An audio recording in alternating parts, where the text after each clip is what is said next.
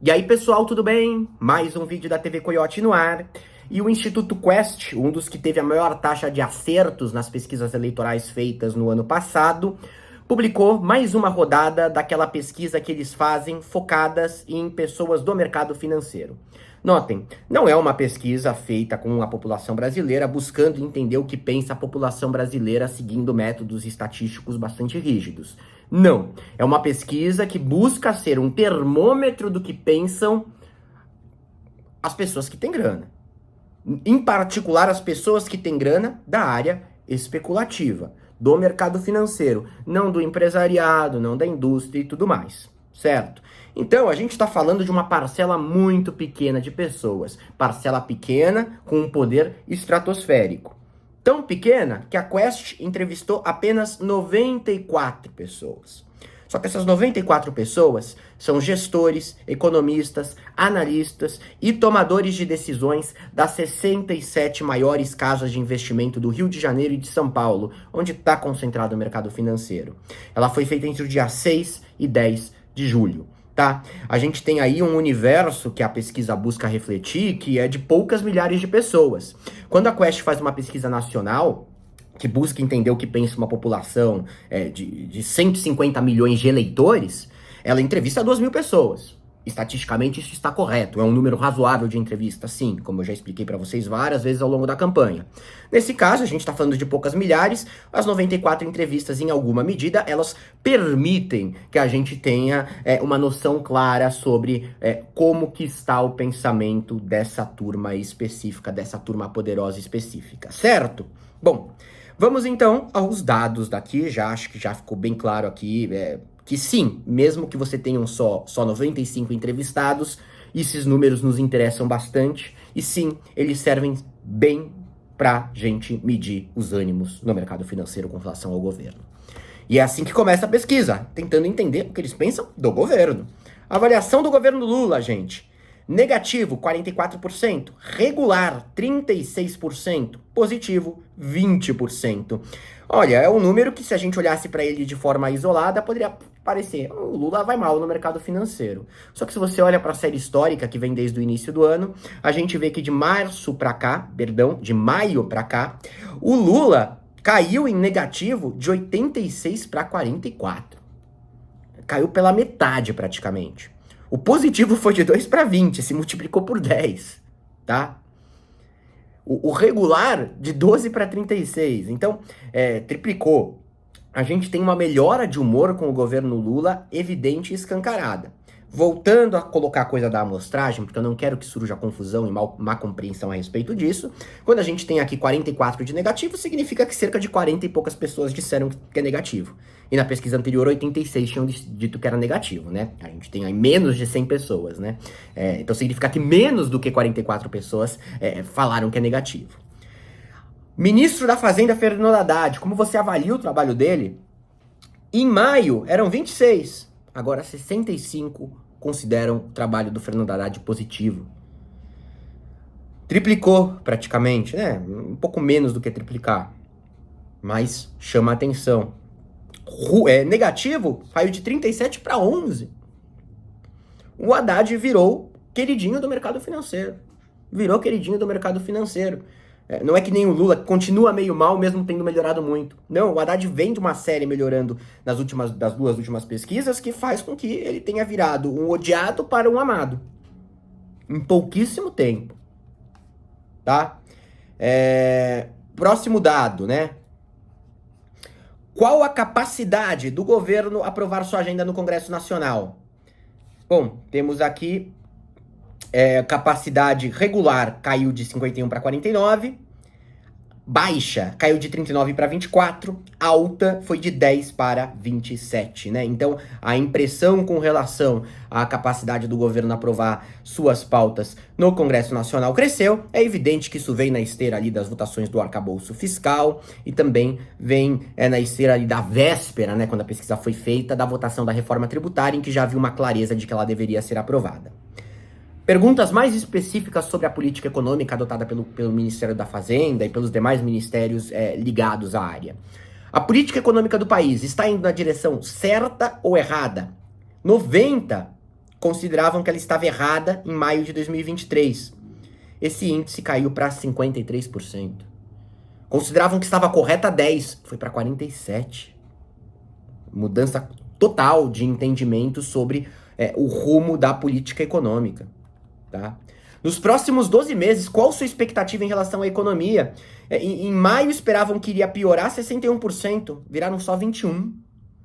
Achavam que iam melhorar em maio? 13%, agora são 53%. Você acha que o governo está preocupado com o controle da inflação?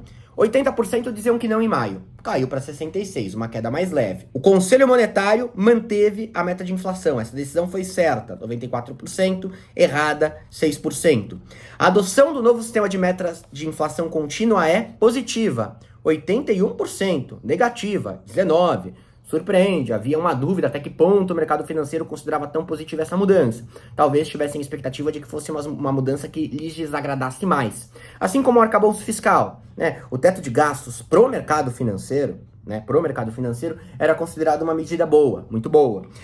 Quando o Lula bate nele a eleição inteira, e aí você tem o Haddad colocando o novo arcabouço fiscal, e você vê que mudou pouquíssimo, eles ficam aliviados e falam, ótimo, esse arcabouço é ótimo, porque poderia ser muito pior. Pode ser que seja algo parecido aqui, certo? A recente melhora nos preços dos ativos é consequência de movimento do mercado internacional, 32%. Fortalecimento do ministro Haddad, 23%. Atuação do Congresso, 20%. Atuação do Banco Central, 20%. Medidas do governo Lula, 3%. Outros, 2%. Notem, se a gente soma aqui movimentos dos mercados internacionais, tá, com atuação do Banco Central, a gente tem 52%. 52%. 52% acham que essa melhora no preço dos ativos não é ligada à atuação do governo Lula, principalmente, não é consequência da atuação do governo Lula. Acham que vem de fatores externos, que sejam do exterior mesmo, internacionais, ou do Banco Central, em que o Lula não pode fazer muita coisa por enquanto, até vencer o mandato do Campos Neto. Então, é um índice não tão bom para o governo, mas vindo de onde vem, ótimo. Tá? Qual é o principal problema que dificulta a melhora da economia hoje? Falta de uma política fiscal que funcione, 45%, baixa escolaridade e produtividade da população, 21%, interesses eleitorais, 19%, alta taxa de juros, 11%, medo da inflação, 1%, alto desemprego, 1%, outro, 2%, tá? Destaca aqui o baixo índice dos que acham que é por causa da alta taxa de juros. E aí, vamos falar sobre taxa de juros mesmo. Taxa Selic, né? Tem pergunta só sobre ela. A decisão do Banco Central de manter a atual taxa Selic foi certa ou errada? Certa, 87%. Errada, 13%. Mudou muito pouco comparado com as pesquisas anteriores.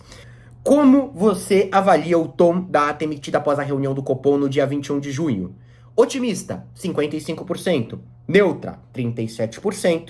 Pessimista, 8%. Mais um sinal de concordância com o Campos Neto. Você acredita que a taxa Selic cairá ainda neste ano? Gente, eram 88%, agora 100%, né, entre esses 94 entrevistados, importantíssimos entrevistados, acreditam que sim, a taxa Selic vai cair ainda este ano. Então não ficou muita brecha, virou algo quase que óbvio em todos os lugares, né? Acreditam que não, logo 0%, né?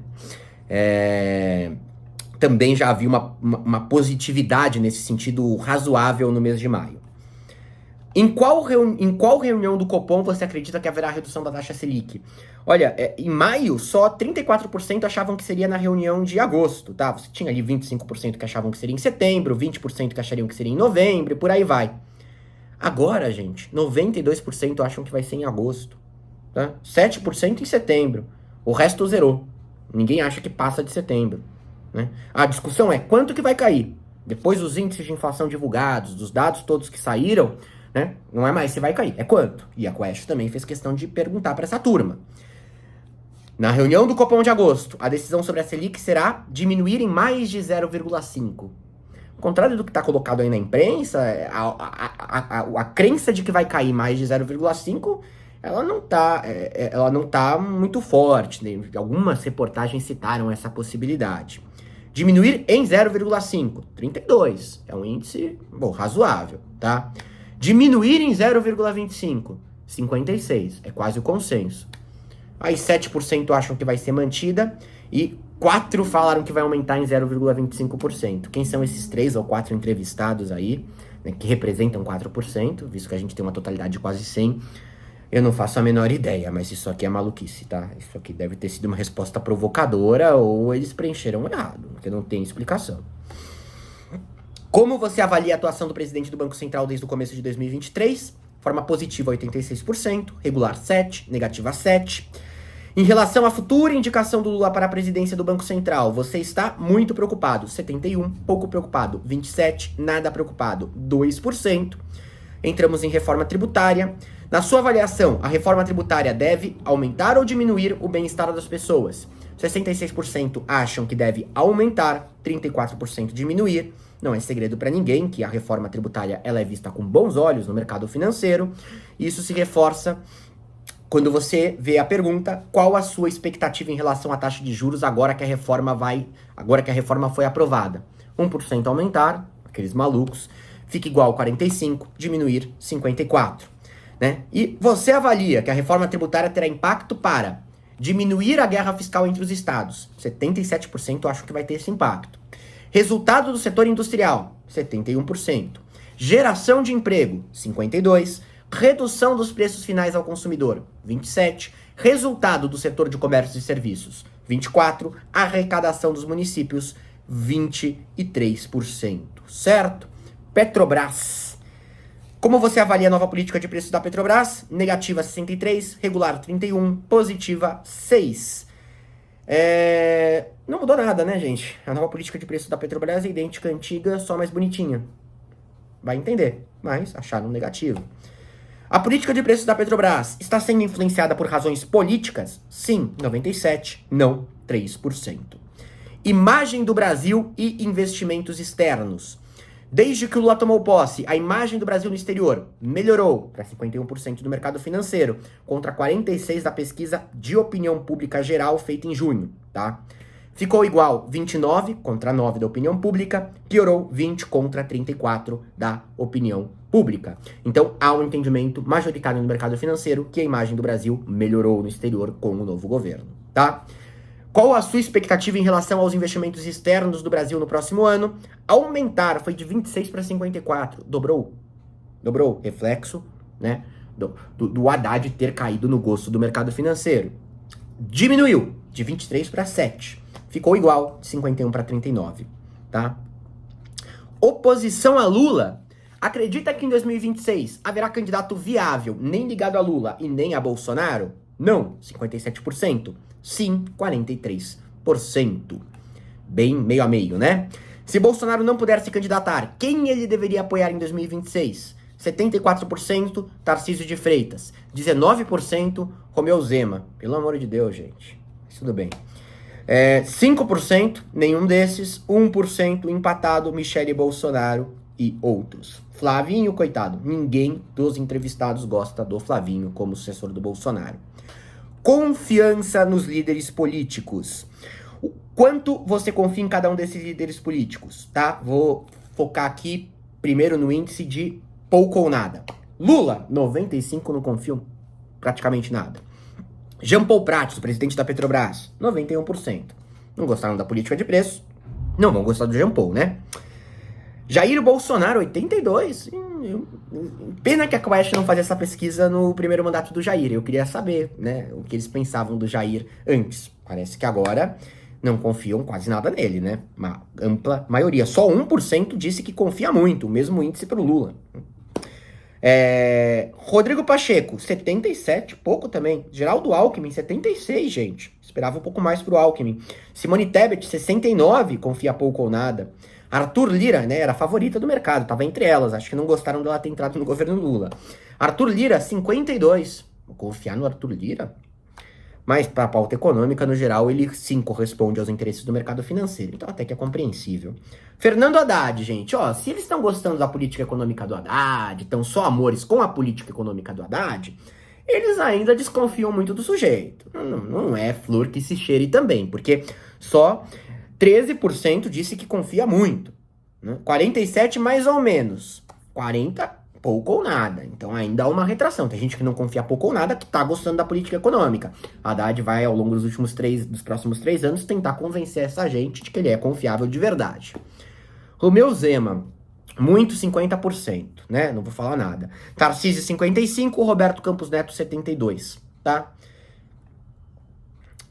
Aqui a gente tem, né, por série histórica, a gente pode ver, né, que teve uma queda da falta de confiança no Haddad considerável, mas essa falta de confiança total, ela se traduziu em mais ou menos, e não em muito confiável, certo? Nos demais índices, você teve mudanças muito sensíveis que nem merecem ser comentadas. Aí sobre perfil da amostra, né, que entra bem no que eu discuti no começo, onde você trabalha, né, em que área específica você trabalha. Isso mudou conforme o mês de entrevista. Mas foram mudanças bastante marginais, como você pode ver por aí, e em ampla maioria algo bem mesclado entre diferentes setores ali da Faria Lima, do mercado financeiro. Certo, gente? Qual é o seu cargo? Gestor. Né? Era 41, foi para 39, ficou 47 agora. Aumentou o número de gestores. Economista 40, 42 caiu para 31, trader de 11, 8 para 14, analista 455, outro 553. Vejam só, né, gestor subiu, a gente está falando ali de uma turma um pouco mais poderosa. Economista pode significar muita coisa, se é o economista-chefe ou se não é, de qualquer forma. Teve essa queda, não acho que ela tenha interferido muito nos resultados, mesmo se interferiu, as mudanças foram de tal magnitude que a gente pode ter clareza de que a influência da troca de amostra aí, ela foi marginal na operação total, certo? Gente, é isso. Haddad tomou medidas liberais, como era esperado. Haddad é um liberal. Haddad sempre foi um liberal. Sempre, né? Adotou políticas, né? Arcabouço fiscal. Não mudou tanto assim perto do teto de gastos. Não. A política de preços da Petrobras, como eu falei, não mudou quase nada. Reforma tributária. Todo mundo é a favor. Aí os liberais e quem não é liberal é a favor. Porque aqui é tributária sobre consumo. Se tem tributária sobre renda, aí vai ter discordância. Isso vai ser próximo capítulo, né? Mas não acho que o Haddad vai desagradar muito o mercado financeiro com a reforma tributária sobre renda, não. Certo? Parece que aí eles estão caindo na realidade. Estão caindo na realidade. Porque, pra mim, era fato dado que essa seria a atuação do Haddad desde o início do mandato. É só você olhar para o histórico. É só você olhar para o repertório dele, para a escrita dele. Medidas liberais, né? E medidas tomadas, trabalho sendo feito, ao contrário do Paulo Guedes, que ficou vagabundeando durante 4 anos e que foi incapaz de enviar uma reforma tributária para o Congresso Nacional. Não fez nada, né? O Paulo Guedes não fez absolutamente nada, né? Ia para o Congresso dar barraquinho só, e por aí vai. Bom, passado. Qualquer momento estou de volta com mais informações. Lembra que você pode colaborar com o meu trabalho assinando TV Coyote Play em tvcoyoteplay.com. Comenta aqui embaixo. Até a próxima.